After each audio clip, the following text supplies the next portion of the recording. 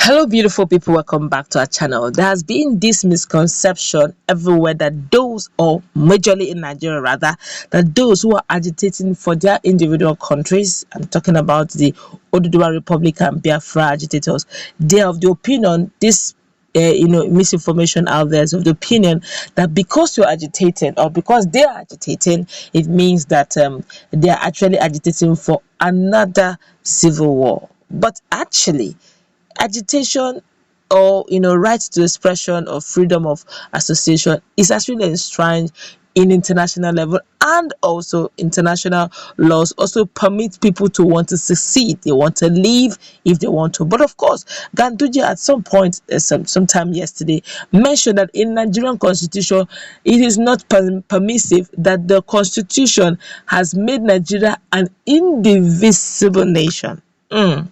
But that if it can be divided, if it will be divided, then there has to be a constitutional amendment, review of the constitution in entirety. But right now, Biafran agitators have decided to speak on the issue of another fight. Before we go to the newspaper, I would like you to subscribe to our channel by clicking on the red subscribe button beside it. You will see a bell notification icon. Please go ahead, click on it to get notified as soon as we update our channel on YouTube. Well, the movement for actualization of sovereign state of Biafra, MASSOB, has through its Biafra internal government (BIG) on Thursday vowed that Biafrans would not go into another chaos, reacting to the insinuation making rounds in some quarters of a possible outbreak of another chaos with Nigeria. Elder Chris Mocha, who is the senior special assistant to Chief Raf Uwazuruike on media and publicity, dismissed such report as fake, maintaining that his organization's position is to actualize the sovereign state of Biafra without firing a gunshot.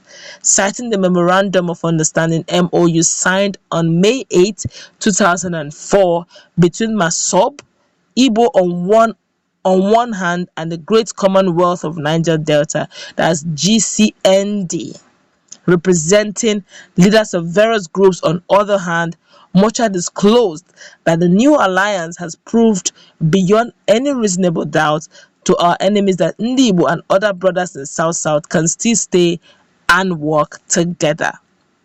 Mocha made these clarifications on Thursday after meeting with Chief Minister for Abia South rather, that's Chief Okpani Nkama.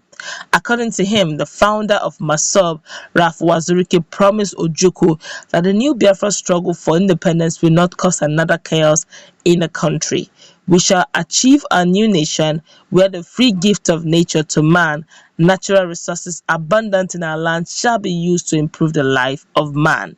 He recalled that the second Biafra Nigerian civil chaos began on May 22nd, 2000, shortly after the redeclaration of the new Biafra based on non-violence and non-exodus philosophy.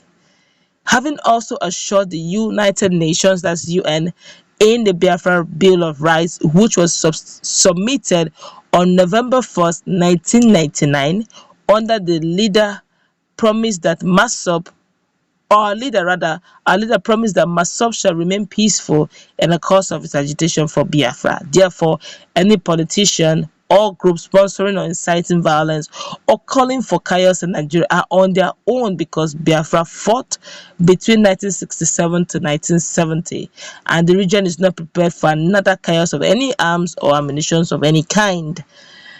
He also added that with the admission of Biafra into UNPO on April 22nd, 2020, United Nations Special Rapporteur, and that of Confederation of Independent Football Association (CONIFA) on October 7 last year, and the Harvard Law student under the aegis of UNPO / United Nations International on Economic, Social and Cultural Rights on Land Use and Border Rights and Extraterritorial Obligations of Nations in our quest for self-determination, Biafra is making rapid progress globally. He noted that one of the reasons BRM MASSOB secured the admission of Biafra as 46th-member nation of Unrepresented Nations and People's Organization (UNPO) was to help to facilitate the issues of Biafra. After And if the body fails to do this task, it then means our reason for joining UNPO has not been realized. He disclosed further that Biafra internal government is currently engaging in a series of conferences and bilateral talks with foreign organizations to finally achieve that nation where slavery, oppression, marginalization of our people shall be non-existent. He recalled that the Biafran leader, Ralph Uwazuruike, had earlier thrown his weight behind the constitution of Biafra de facto customary government, representing different pro-Biafran groups led by Alhaji Majudeen Asari Dokubo, whom he described as fearless, principal actor in our quest for Biafra actualization mission, and he stated further, Dokubo has remained ever assertive and vocal and indefectible in the struggle to liberate the people of Biafra through a non-violence process.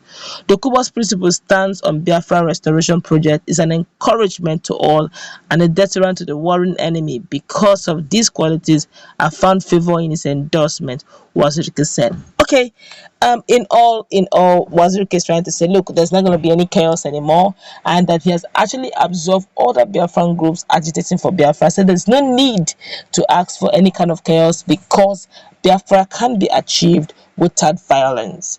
Now, if you look at it very critically, you notice that Biafra de facto movement, Uwazuruike, MASSOB, they seem to be, working in synergy with the Biafra de facto movement, which is what Asari Dokubo and Uwazuruike, they seem to be on one page. Then the likes of Mazen and the Kano IPOB are on a different page. And they seem to have been they made a lot of awareness. They are known, they have made a lot of international moves, while Uwazuruike have made his own move in UNPO level. Mazen Namdekanwa and his people, as IPOB, have also made international moves one way or the other. They became very popular with their moves, actually. In fact, they got global attention with their moves. They may or may not be talking, but the global people may not be saying much on one or two things, probably because of how it is having international border relationship with other countries. But as we speak, both of them are looking for the same Biafra. And he is saying, if they both can work in synergy, I'm talking about IPOB, Uwazuruike, MASSOB, BIG, the facto movement, but over time, when we listen to the followers of IPOB, followers of Mazen Namdekanwa, we realized that they seem not to, they are of the opinion that Uwazuruike and Asari Dokubo are compromised, and hence they can't work in synergy with them. But eventually, when Biafra is achieved, everybody, one way or the other, will have to play a role. So, personal opinion now, I feel that whatever role that needs to be played now should be discussed, MOU should be signed, there should be understanding amongst other groups and parties, so that if and when Biafra is achieved, there will not need to be another set of consultation and chaos of who owns what per time. Let's meet in our comment section, please.